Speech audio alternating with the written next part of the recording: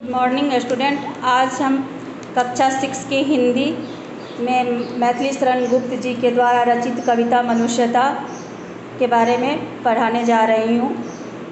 इसमें कवि मैथिली शरण गुप्त जी का यह कहना है कि जो मनुष्य दूसरों के हित के लिए काम करता है वो दुनिया में अमर हो जाता है और उसे मृत्यु का भय नहीं होता है। जो मनुष्य अपने स्वार्थ के लिए जीता है वो पशु के समान होता है। इस कविता का मुख्य उद्देश्य यही है। उसको मैं पढ़ के आगे आपको अर्थ समझाने जा रही हूँ।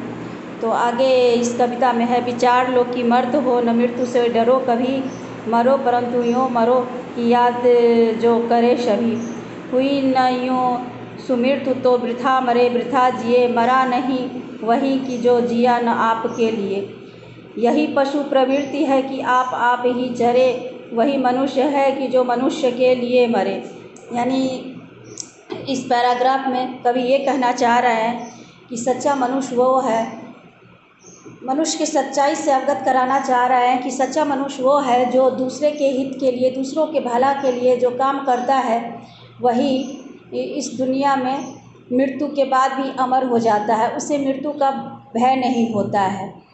जो स्वार्थी मनुष्य है, जो सिर्फ अपने लिए सोचता है, वो मनुष्य, उस मनुष्य को हमेशा मृत्यु का भय होता है, उसे मरने से डर लगता है। तो वो मनुष्य मरकर भी किसी को याद नहीं आते हैं। वैसे मनुष्य की प्रवृत्ति पशु के समान हो जाती है, क्योंकि पशु भी सिर्फ अपने लिए ही सोचता है, अपने लिए ही, अपने बारे में ही सोचता है। ऐसे मनुष्य की तुलना, जो मनुष्य स्वार्थी है, अपने बारे में सोचता है, वैसे मनुष्य की तुलना यहाँ कभी पशु से किया है। यानी वो मनुष्य पशु के समान होता है। तो इसीलिए जो सच्चा इंसान है वो दुनिया में अमर हो जाते हैं। अब दूसरा पैराग्राफ ये है कि रहो न भूल के कभी मदांध तुच्छ चित्त में, शनाथ जान आपको करो न गर्भ चित्त में। अनाथ कौन है यहाँ त्रिलोकनाथ साथ हैं, दयालु दीन बंधु के बड़े विशाल हाथ हैं। अतीव भाग्यवान है अधीर भाव जो भरे, वही मनुष्य है कि जो मनुष्य के लिए मरे।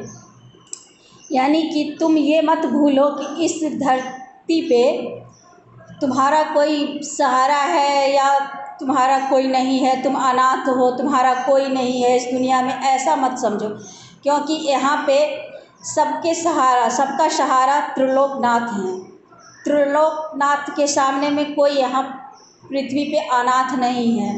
हम क्यों भूल जाते हैं, कवि का कहना है कि हम क्यों भूल जाते हैं कि हम अनाथ हैं।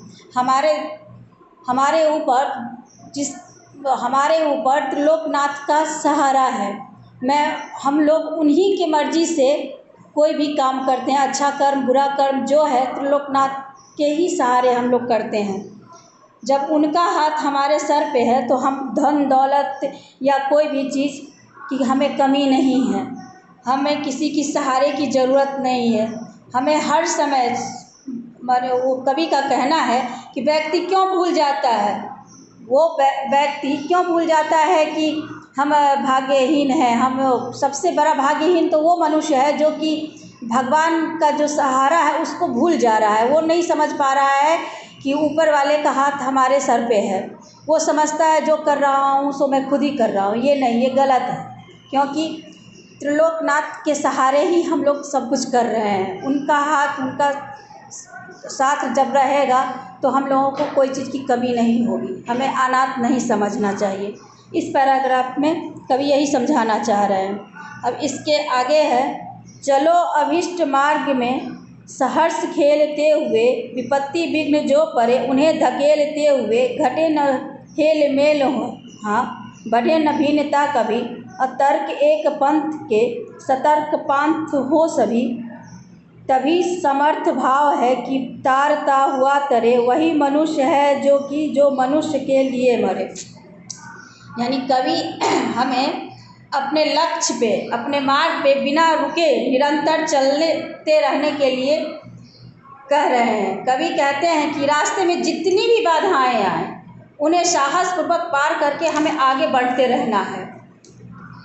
परंतु ऐसा मनुष्य करता नहीं है। वो आपसी भेदभाव को बढ़ाने में लगा रहता है, भेदभाव में ही रहता है। कवि का कहना है कि आपसी भाईचारे से जो काम हो जा रहा है उसे हम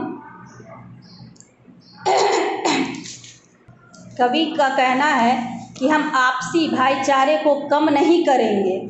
हम आपसी भाईचारे से ही कोई भी काम करेंगे, दूसरों का भला करेंगे।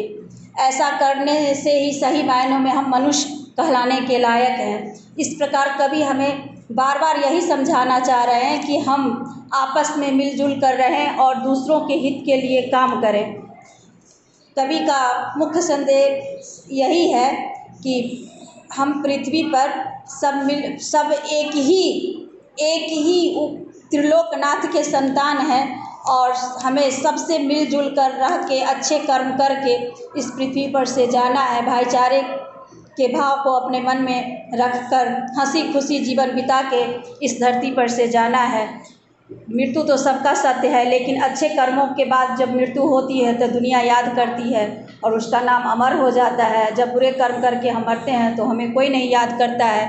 तो कहने का ये अर्थ है कि हम सही से अपना जीवन यापन करें और दूसरों के हित के लिए काम करें, सिर्फ अपना नहीं सोचें। इस कविता का मेन उद्देश्य यही है। आप लोग इस कविता को फिर से पढ़ेंगे और लर्न भी करेंगे और नीचे आपका शब्दार्थ लिखा हुआ है, उसको नोटबुक में नोट कर लेंगे। नोटबुक में नोट करके और ये इसको याद कर लेंगे। धन्यवाद।